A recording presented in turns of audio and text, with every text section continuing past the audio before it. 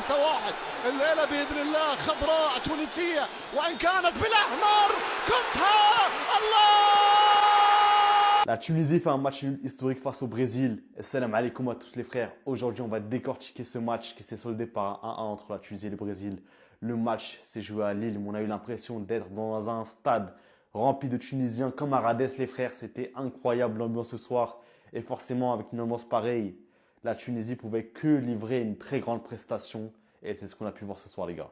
Défensivement, les gars, c'était exceptionnel.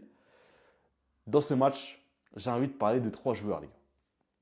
De 1, Ali Abdi. Ali Abdi, les frères, c'est trop. Ali Abdi, c'était Roberto Carlos ce soir. Défensivement, c'était fou. Et offensivement, n'en parlons pas. Des grands ponts, des centres exceptionnels, des courses sur 70 mètres. Le mec, il a tout fait ce soir alors que c'est un défenseur gauche, les gars. Le mec, il a 32-33 ans, il te lâche des performances folles. Et c'était magnifique ce qu'il a fait ce soir. Deuxième joueur, les gars. La formation mancunienne, la formation de Monaco, la formation de Paris FC. Vous savez de qui je parle? Hannibal Mejbri, les gars.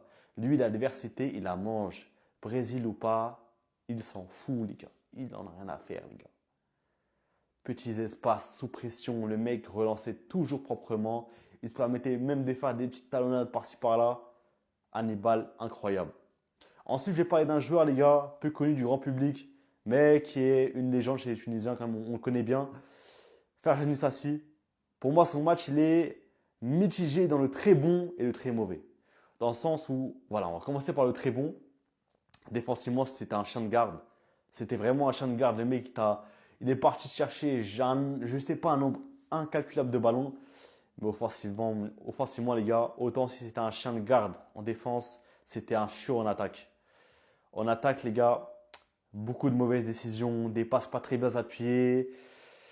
On a même risqué des contre-attaques à cause de lui. Et même sur des actions, il est un peu sous pression même défensivement. C'est là où il cause le pénalty en arrachant bêtement le joueur. Alors que derrière, tu avais Talbi et Brown qui auraient pu gérer l'affaire.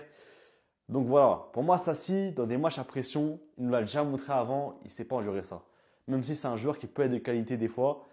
Donc c'est un peu dommage pour sa part. Et sinon, voilà, au global, très belle performance de la Tunisie. Mais il ne faut pas oublier, c'est un match amical, les gars. Ce n'est pas la Coupe du Monde, ce n'est pas la CAN. Les enjeux ne sont pas les mêmes. L'intensité, forcément, n'est pas les mêmes des deux côtés, j'imagine.